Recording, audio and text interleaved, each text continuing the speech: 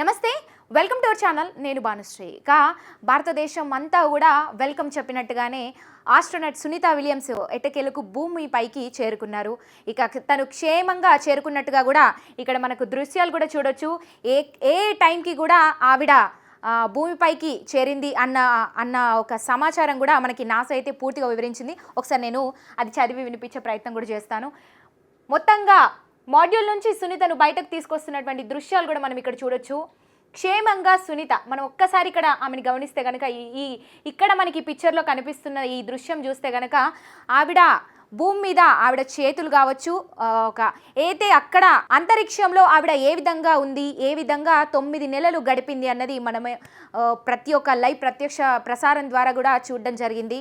ఆవిడ మొత్తంగా కూడా గాల్లో తేలుతున్నటువంటి పరిస్థితులు అక్కడ, ఎందుకంటే అక్కడ గ్రావిటీ ఫోర్స్ వల్ల కూడా అక్కడ ఆ విధంగా ఉంటాయి కాబట్టి ఆవిడ అలా 9 నెలల పాటు కూడా అక్కడ ఉన్నటువంటి అంతరిక్షంలోని గ్రావిటీ ఫోర్స్కి అలవాటు పడ్డారు. అందరం ఇక్కడ భూమిపైకి అడుగుపెట్టిన తర్వాత ఆవిడకి కొంచెం ఇక్కడ గ్రావిటీ అనేది సహకరించడం లేదన్నట్టుగా ఇక్కడ ఈ దృశ్యాలు క్లియర్గా చూడొచ్చు. నిపుణులు కూడా మనకి ఇంతకుముందే చెప్పడం జరిగింది. ఇక్కడ ఏదైతే ఆస్ట్రోనట్స్ ఇప్పుడు 4 కూడా కిందికి రావడం జరిగింది. సునీత విలియమ్స్తో పాటు మరో 3 ఆస్ట్రోనట్స్ కూడా భూమి మీదకి చేరుకున్నారు. ఇక వాళ్ళ పరిస్థితి కొంతవరకు సహకరించకపోవచ్చు, ఎందుకంటే భూమి మీద గ్రావిటీ ఫోర్స్ ఏ విధంగా ఉంటుంది మనకు తెలుసు. మొత్తంగా కూడా డిఫరెన్స్ అనేది అయితే ఉంటుంది.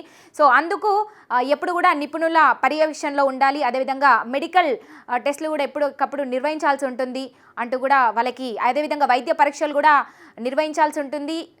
కొన్ని రోజుల పాటు కూడా ఏదైతే భూమి యొక్క గ్రావిటీ ఫోర్స్కి అలవాటు పడేదాకా కూడా వాళ్ళని అబ్జర్వేషన్లో పెట్టాలంటూ కూడా ఆల్రెడీ నిపుణులు చెప్పడం జరిగింది. అదేవిధంగా ఇప్పుడు మనం చూసినటువంటి దృశ్యంలో సునీత విలియమ్స్ని చూడొచ్చు క్లియర్గా. ఆవిడ హ్యాండ్స్ని కూడా లేపలేకపోతున్నటువంటి పరిస్థితిలో ఉన్నట్టుగా అయితే తెలుస్తోంది.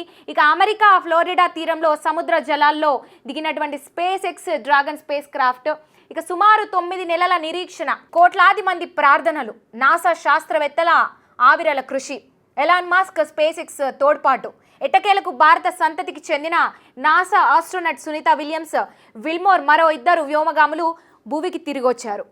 ఇక భూమిపైకి దిగాక మాడ్యూల్లో సునీత ఇతర వ్యోమగామాలను కూడా మనం ఇక్కడ చూడొచ్చు. ఆవిడతో పాటు ఇతర ఆస్ట్రోనట్స్ 3 కూడా కనిపిస్తూ ఉన్నారు. ఇక ఏ సమయానికి వాళ్ళ ప్రయాణం ఇక్కడ కొనసాగిందనేది కూడా మనం టైమింగ్స్ చెప్పుకుందాం. 2 గంటల 17 నిమిషాల సమయానికి స్పేస్ క్రాఫ్ట్ భూమికి తిరిగి వచ్చే ప్రక్రియ షురు అయింది. 2 గంటల 18 నిమిషాలకి లీకేజీలు ఉన్నాయా అనే చెకింగ్ కూడా పూర్తయింది. ఇక 2 గంటల 35 నిమిషాలకి కక్ష నుంచి విడిపడే ప్రక్రియ మొదలైంది. 2 గంటల 51 నిమిషానికి కక్ష నుంచి విడిపడే ప్రక్రియ పూర్తయి స్పేస్ క్రాఫ్ట్ కిందకు దిగడం ప్రారంభమైంది.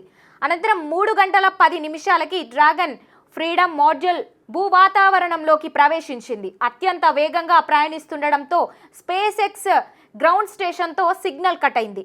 ఆ తర్వాత 3 గంటల 21 నిమిషాలకి సిగ్నల్ కలిసింది. ఇక 3 గంటల 26 నిమిషాలకి భూమికి 5 కిలోమీటర్ల ఎత్తులో ఉండగా పారాషూట్లు తెరుచుకున్నాయి. ఇక అనంతరం 3 గంటల 28 నిమిషాలకి డ్రాగన్ మాడ్యూల్ సురక్షితంగా సముద్రంలో దిగింది. తర్వాత 3 గంటల 55 మాడ్యూల్ను నౌకలో ఎక్కించారు. ఇక తర్వాత 4 గంటల 23 నిమిషాలకి మాడ్యూల్ నుంచి సునీతను బయటకు తీసుకొచ్చారు.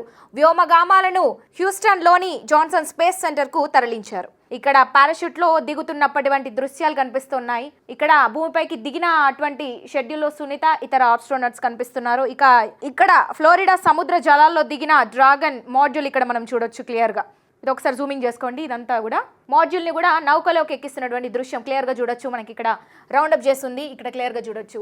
ఎట్టకేలకు క్షేమంగా సునీత విలియమ్స్ని భూమిపైకి తీసుకొచ్చారు.